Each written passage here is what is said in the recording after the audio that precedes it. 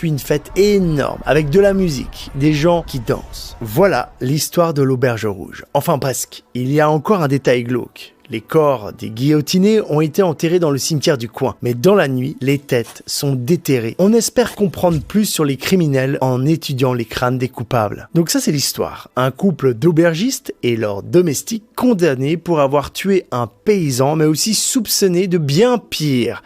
Une grande quantité de gens, considérés comme des monstres prêts à tout pour s'enrichir. Ces 3 personnes ont fait beaucoup parler d'elles et on en parle encore maintenant. Parce que figurez-vous que l'auberge, on peut la visiter. C'est même un haut lieu touristique dans les Cévennes. Et l'histoire du couple Martin et leur employé Rochette, c'est une légende qu'on raconte pour se faire peur dans la région. D'ailleurs, si vous êtes du coin, n'hésitez pas à nous marquer en commentaire si vous la connaissez, s'il y a des choses à rajouter et des détails que j'aurais peut-être oubliés. Cette affaire criminelle a déchaîné l'imaginaire populaire comme rarement. Cette histoire a d'abord intéressé les journalistes.